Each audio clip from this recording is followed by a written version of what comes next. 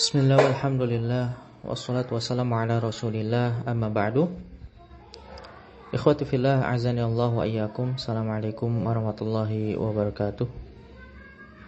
Dari ayat ihdinas siratal mustaqim, kita belajar untuk mendoakan sesama muslim. Dan doa kepada sesama muslim adalah doa yang mustajab. Sebagaimana Rasulullah sallallahu alaihi wasallam bersabda, da'watul mar'il muslim li akhihi bi zahril ghaib mustajabah. Doa seorang muslim untuk saudaranya dalam kondisi gaib, yakni tidak terlihat, adalah mustajab. Dan juga malaikat akan mendoakan amin walaka bimithl. Semoga dikabulkan dan bagimu hal semisal. Maka ini adalah salah satu jalan pintas sehingga doa kita cepat dikabulkan oleh Allah, yakni dengan mendoakan saudara kita. Kemudian ayat selanjutnya, siratal ladzina an'amta 'alaihim. Bagi mereka yang meyakini bahwa basmalah bukanlah ayat pertama dari surat ini, maka ayat ini merupakan ayat ke-6. Dan ghairil maghdubi 'alaihim waladdallin merupakan ayat yang ke-7. Kedua ayat ini adalah penegas dari ayat sebelumnya, yakni apa yang dimaksud dengan as-siratal mustaqim, jalan yang lurus. Maka kita bahas terlebih dahulu dari sisi lughah dan qiraah, bahwasanya Qutrub, salah satu dari murid Sibawayh, menyebutkan bahwa ahlul Hijaz, yaitu ahlu Makkah dan ahlul Madinah, membaca dhamir hum sebagaimana asalnya, yaitu alaihumu, yakni dengan didommahkan huruf haknya dan ditambahkan waw setelah mim. Maka demikianlah asal dari dhamir, sebagaimana yang disampaikan oleh Ibnu Taimiyah. Beliau mengatakan, walihada zidatil wawu fil jam'il mutlaq faqila alaihumu wa antumu kama zidatil alifu fit tathniyah wa man hadafaha takhfifan. Maka kata beliau ditambahkan huruf wawu pada jama' mutlak. Yang beliau maksud dengan jama' mutlak di sini adalah bilangan 3 ke atas, sedangkan bilangan 2 disebut dengan jama' muqayyad. Maka menjadi alaihumu dan antumu. Inilah bentuk asal dari jama', yakni diakhiri dengan wawu, sebagaimana ditambahkannya alif pada mutsanna. Inilah jama' muqayyad. Kita ucapkan alaihuma dan antuma. Maka siapa yang menghilangkan wawu pada alaihum dan antum, maka tujuannya adalah untuk meringankan. Dan tentu saja ini tidak terjadi kerancuan dengan musanna, karena musanna diakhiri dengan alif, tidak pernah dihilangkan alifnya. Maka yang dihilangkan wawunya, ya, ada sebagian yang menghilangkan waw. Ya, ini adalah bahasanya Bani Quraisy. Akan tetapi tetap huruf haknya ini didommahkan. Mereka baca alaihum. Dan hal ini ditegaskan pula oleh Ibnu Khalawayh. Beliau mengatakan bahwa ini adalah bahasanya Rasulullah sallallahu alaihi wasallam. Beliau membaca alaihum dengan dihilangkan huruf wawunya, akan tetapi tetap mendomahkan huruf haknya, karena beliau ini dari Bani Quraisy. Kemudian siratal ladzina an'amta alaihim, ya, ini adalah bacaan Bani Quraisy. Adapun Bani Hijaz, siratal ladzina an'amta alaihumu ghairil maghdubi alaihumu. Adapun Bani Tamim, ya, mereka mengkasrohkan huruf ha, yaitu alaihim. Dan inilah yang paling masyhur dalam bacaan Al-Quran dan juga dalam keseharian, yakni ketika dhamir ha didahului oleh ya sukun dan kasrah, maka kita baca bihi, kemudian bihim, kemudian bihima. Ya, begitu juga setelah ya sukun ilaihim, ilaihima dan seterusnya. Bukan karena ia majrur. Ya, ia tetap mabni melainkan untuk menyesuaikan dengan bunyi sebelumnya. Buktinya apa? Buktinya setelah huruf jar yang lain seperti min, maka dia tetap mabniun 'ala dhammi. Ya, minhum. Tidak kita katakan minhim. Karena memang makhraj huruf ha itu terletak di tenggorokan dan dhammah terletak di bibir. Sehingga jika keduanya diletakkan setelah makhraj yang berada di tengah mulut seperti ya sukun dan kasrah, maka berat diucapkan karena terkumpul 3 makhraj, 3 posisi dalam satu waktu. Yakni akhir mulut yaitu tenggorokan, kemudian di depan mulut dan di tengah. Sehingga dikasrohkannya ha untuk tujuan apa? Meringankan. Ya, hal ini meringankan, lebih ringan. Ya, karena kita tidak mengucapkan makhraj yang ada di bibir yaitu dhammah. Dan ini hanya berlaku untuk dhamir ha saja. Tidak berlaku untuk dhamir kaf, kemudian kum, kuma dan yang lainnya. Hal ini dikarenakan apa? Kata Qutrub, li'anna al-ha'a harfun khafiyyun khafif fasarat tatba'u ma qablaha. Bahwasanya ha itu adalah huruf yang lirih, tidak sebagaimana huruf kaf, dan ia mudah berubah, maka ia bisa mengikuti suara sebelumnya. Baik, itu dari sisi qiraah dan juga lughah. Kemudian kita bahas dari sisi i'rab.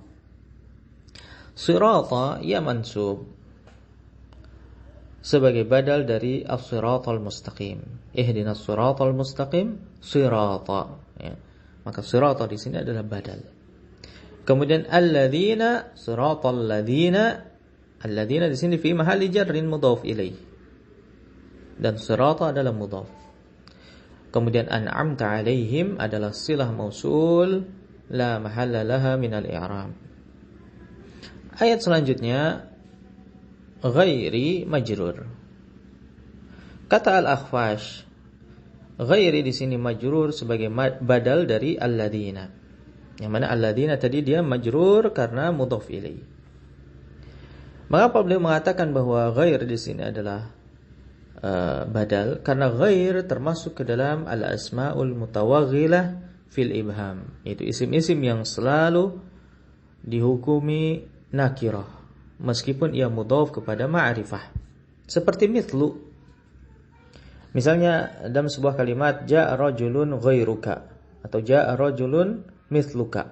Datang seorang selain dirimu atau seseorang yang mirip denganmu. Maka ghairuka atau mithluka di sini adalah nakirah. Meskipun ia mudhaf kepada dhamir.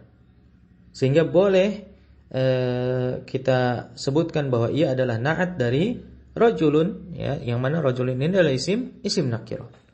Karena ghairuka dan mithluka juga dihukumi sebagai nakirah.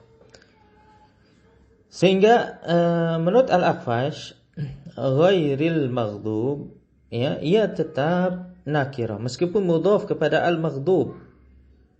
Sehingga ia tidak bisa mensifati alladzina karena ia ma'rifah. Alladzina di sini ma'rifah. Adapun badal maka boleh. Badal nakirah dari ma'rifah itu boleh atau kebalikannya. Tidak disyaratkan bahwa badal itu harus sama-sama ma'rifah atau nakirah dengan mubdalnya. Adapun menurut Al-Farra, maka ghairi di sini bisa dihukumi sebagai isim ma'rifah dan menjadi na'at dari isim ma'rifah yaitu alladzina dengan 2 syarat, yakni dia mudhaf kepada ma'rifah yaitu kepada al-maghdub dan makna man'utnya bertentangan dengan makna na'atnya. Misalnya dalam kalimat ja'ad dzakiyyu ghairul jahili, datanglah seorang yang pintar yang ia tidak bodoh. Ya, kita perhatikan adzakiyyu lawan dari al-jahil. Maka boleh kita katakan ghairu di sini ma'rifah. karena dia mudhaf kepada al-jahil, dan makna al-jahil ini bertentangan dengan makna man'utnya, yaitu az-zaki. Adapun kalau tidak bertentangan maka tidak boleh. Misalnya ja'a Zaidun ghairul jahili. Telah datang Zaid yang dia tidak bodoh. Maka ini keliru. Ya, tidak boleh kita katakan ghairu di sini na'at dari Zaidun. Karena ghairu di sini nakirah. Kecuali kalau kita katakan ghairu al-jahili, dia sebagai hal, ya, nakirah, maka boleh. Sehingga kita dapati man'ut, ya, dan na'at pada kedua ayat ini bertentangan. Siratal ladzina an'amta 'alaihim ghairil maghdubi 'alaihim. Ya, boleh kita tentukan ghair di sini sebagai na'at dari alladzina, karena yang diberi nikmat bukanlah yang dimurkai. Keduanya saling bertentangan, maknanya saling bertentangan. Nah, ini adalah pendapat Al-Farra. Kemudian dari sisi saraf, Ibnu Kaisan menyebutkan mengapa al-maghdubi muncul dalam bentuk mufrad sedangkan ad-dallin muncul dalam bentuk jamak. Maka jawabannya adalah jika ada dhamir yang menjelaskan ada dhamir yang menjelaskan jamak dari isim tersebut, ini isim maf'ul al-maghdub, maka boleh isim maf'ulnya muncul dalam bentuk mufrad walaupun maknanya adalah jamak. Ya, kita lihat setelah lafaz al-maghdub ada dhamir yang kembali kepada al-maghdub, ghairil maghdubi alaihim. Ada dhamir hum. Ya, maka artinya adalah ghairil maghdubina. Ya, maghdub di sini lafaznya lafaz mufrad tapi maknanya makna jamak. Karena ada dhamir yang menjelaskan jamaknya. Akan tapi jika tidak didapati dhamir yang menjelaskan jamak tersebut, maka mau tidak mau dia harus muncul dalam bentuk jamak. Waladdallin. Tidak disebutkan waladdall dalam bentuk mufrad karena tidak ada dhamir setelahnya, ya, tidak ada dhamir setelahnya, maka dia harus muncul dalam bentuk jamak. Kemudian berbeda dengan al-maghdub yang dimurkai, ya, ia menggunakan isim maf'ul. Maka orang-orang yang sesat digunakannya isim fa'il, yaitu ad-dallin, bukan al-madlulin. Mengapa? Yakni untuk menutup pintu uzur bagi mereka. Karena kesesatan mereka, ad-dallin, itu adalah atas ulah mereka sendiri. Bukan karena Allah menyesatkan mereka tanpa sebab. Ya, kalau muncul dalam bentuk isim maf'ul, mereka akan mengatakan bahwa kami ini disesatkan, bukan kehendak kami. Tetapi muncul dalam bentuk apa? Isim fa'il ad-dallin, untuk menunjukkan bahwa mereka sendirilah yang menyebabkan mereka tersesat. Nah, sekarang kita lihat dari sisi ilmu nahwu, dari sisi tarkibnya. Di mana ketika Allah mengabarkan tentang orang-orang yang diberinya nikmat, maka digunakannya fi'il madhi. Siratal ladzina an'amta 'alaihim. An'amta fi'il madhi. Adapun ketika disebutkan orang-orang yang dimurkai, tidak digunakan fi'il madhi, melainkan menggunakan isim maf'ul al-maghdub. Ya, kemudian orang-orang yang sesat juga digunakan isim fa'il ad-dallin. Hal ini menunjukkan bahwa orang-orang yang diberi nikmat itu betul-betul ada dan betul-betul telah merasakan dan menerima nikmat yang dimaksud, yaitu para nabi, para siddiq, para syahid dan salihin, sebagaimana yang disebutkan dalam surat An-Nisa. Alladzina an'ama Allahu 'alaihim minan nabiyyin was-siddiqin wasyuhada'i was-salihin. Kemudian ayat ini ditutup dengan kalimat wa hasuna ulaika rafiqa. Bahwasanya mereka itulah empat golongan tersebut, para nabi, para siddiq, syuhada dan salihin, adalah sebaik-baik teman perjalanan. Maka ayat ini dalam surat An-Nisa ayat ke-69 adalah tafsir dari surat Al-Fatihah di dua ayat yang terakhir.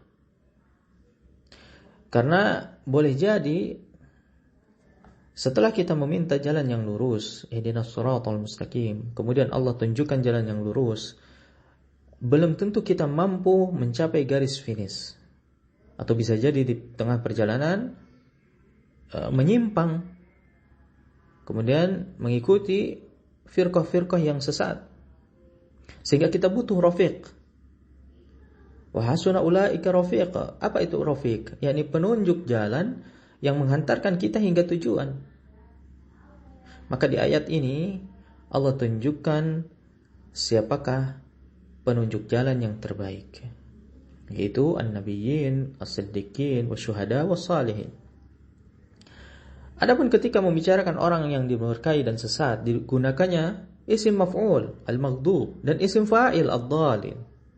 Hal ini menunjukkan keumuman, yakni tidak dikhususkan pada waktu tertentu saja, karena isim memang tidak terikat dengan waktu, tidak sebagaimana fi'il, an'amta, jelas waktunya, spesifik. Tetapi isim tidak dijelaskan kapan waktunya, ya, di zaman apa mereka ini dimurkai, kapan mereka ini sesat.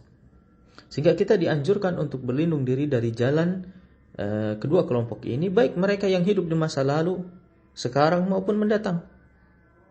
Tidak dibatasi. Kemudian penggunaan dhamir mufrad dalam hal nikmat, an'amta. Ta di sini adalah ta'ul fa'il lil mufrad, mengisyaratkan bahwa pemberi nikmat dan penghalangnya adalah murni kehendak Allah. Tidak ada satupun sekutu. Sebagaimana firman-Nya di ayat yang lain, "Wa ma bikum min ni'matin faminallah." Dan nikmat apapun yang ada pada dirimu, maka datangnya dari Allah semata. Dalam hal nikmat, kita perhatikan disebutkannya siapa fa'ilnya, an'amta, yakni engkau yang telah engkau beri nikmat. Tapi dalam hal murka tidak disebutkan siapa yang murka, al-maghdub, yang dimurkai. Maka demikianlah metode Al-Quran, ketika menyebutkan kebaikan maka disandarkannya kebaikan tersebut kepada pemberinya, yaitu Allah. Sedangkan ketika menyebutkan keburukan tidak disebutkan siapa pemberinya, karena tidak pantas zat yang maha suci disandarkan dengan keburukan apapun itu. Di samping itu, pemberi nikmat hanyalah Allah semata. Akan tetapi orang yang fasik, yang membencinya tidak hanya terbatas Allah, tapi juga para malaikat, para nabi, para aulia, sesama manusia, bahkan sesama temannya pun saling membenci satu sama lain kelak di akhirat. Tsumma yaumal qiyamati yakfuru ba'dukum bi ba'd wa yal'anu ba'dukum ba'da.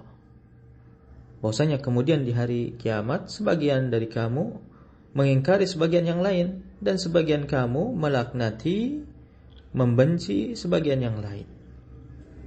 Maka dibuatnya dalam bentuk isim maf'ul untuk memutlakkan, yakni bahwasanya mereka ini dibenci oleh siapapun, tidak hanya terbatas oleh Allah, kan tetapi oleh makhluk Allah.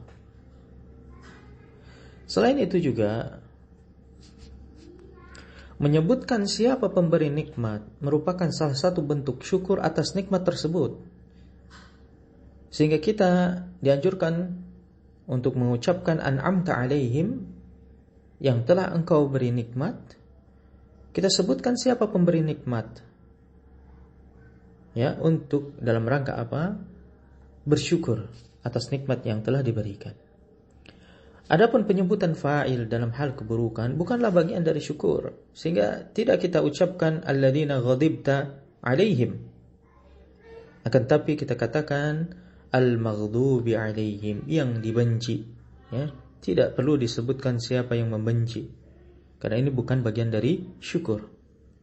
Kemudian penggunaan isim mausul juga berbeda antara orang-orang yang diberi nikmat dan orang-orang yang dibenci dan sesat. Untuk orang-orang yang diberi nikmat, isim mausulnya menggunakan alladzina an'amta 'alaihim, alladzina. Sedangkan untuk orang-orang yang dibenci dan orang-orang yang sesat menggunakan al-mausulah. Dan ini berbeda dari sisi nahwu. Ya, al-maghdub dan ad-dhalin. Al di sini adalah isim mausul. Perlu diketahui dalam istilah nahwu alladzina ini disebut dengan mausul mukhtas. Ya, isim mausul yang khusus hanya untuk jamak mudzakkar dan berakal saja. Sedangkan al-mausulah ini disebut dengan mausul mushtarak yang umum. Bisa dia untuk mudzakkar, bisa untuk muannats, bisa untuk mufrad, mutsanna, jamak, bisa untuk yang akil ataupun ghairu akil, karena dia umum, musytarak. Hal ini mengisyaratkan adanya anjuran untuk mengenal siapakah orang-orang terdahulu yang Allah berikan nikmat dari kalangan nabi, siddiq, syuhada, dan salihin. Kita cari tahu bagaimana akhlak mereka, apa saja athar mereka. Jangan sampai kita hanya meminta jalan mereka tanpa meneladani cara mereka menempuh jalan tersebut. Ya, kita cari tahu.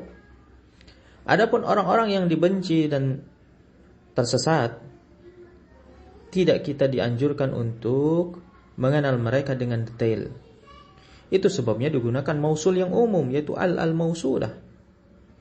Ya, cukup kita tahu ya bahwa ada kaum yang mereka ini dimurkai dan mereka ini sesat, tanpa perlu kita mengulik-ngulik siapa mereka, bagaimana akhlaknya dan seterusnya.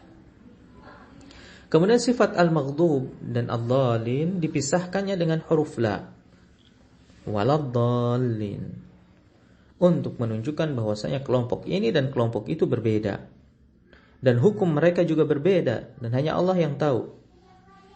Sedangkan kalau kita atau seandainya hanya menggunakan huruf waw saja, wad-dhalin ghairil maghdubi alaihim wad-dhalin, tanpa huruf la, maka ini menunjukkan bahwa al-maghdub adalah ad-dhalin itu sendiri. Karena ini adalah dua kelompok yang berbeda, sehingga muncul pertanyaan, mengapa al-maghdub disebutkan terlebih dahulu daripada ad-dhalin? Maka ulama berselisih pendapat. Ada mereka yang berpendapat sebagaimana Rasulullah SAW pernah bersabda, al-yahudu maghdubun alaihim wan nasara dhullalun. Bahwasanya orang-orang Yahudi adalah orang-orang yang dimurkai, dan orang-orang Nasrani adalah mereka yang tersesat. Hadis ini diriwayatkan oleh Al-Imam Tirmidzi dan disahihkan oleh Syekh Albani. Maka hadis ini dikuatkan oleh ayat Al-Qur'an yang berbunyi waba'u bighadabim minallah. Mereka kembali dengan kemurkaan dari Allah. Dan ayat ini berkisah tentang kaumnya Nabi Musa, yaitu orang-orang Yahudi. Di ayat yang lain, qad dallu min qablu wa dallu katsira wa dallu an sawa'is sabil. Mereka telah sesat sejak dahulu dan mereka telah menyesatkan banyak orang dan mereka tersesat dari jalan yang lurus. Ayat ini berkisah tentang kaumnya Nabi Isa, yaitu kaum Nasara. Maka Yahudi disebutkan, yakni al-maghdub disebutkan lebih dahulu karena memang orang-orang Yahudi lebih dulu ada daripada orang-orang Nasara, ad-dhalin.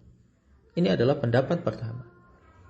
Ada pendapat lain yang mengatakan bahwa al-maghdub yang dimaksud adalah iblis, laknatullah alaih. Karena ia adalah makhluk pertama yang Allah murkai. Kemudian ad-dhalin adalah manusia yang mengikutinya. Sebagaimana sumpahnya iblis yang diabadikan dalam Al-Qur'an, wala udillannahum wala umanniyannahum. Aku benar-benar akan menyesatkan mereka dan akan membangkitkan angan-angan kosong pada mereka. Maka al-maghdub disebutkan lebih dahulu karena dia adalah iblis. Sebelum adanya ad-dhalin, yaitu manusia yang mengikuti iblis tersebut. Di samping itu juga diakhirkannya ad-dhalin, ya. Ini penting dalam hal tanasub fit tasji', yakni harmonisasi dalam akhiran ayat. Nah, ini adalah masuk ke dalam ilmu badiah.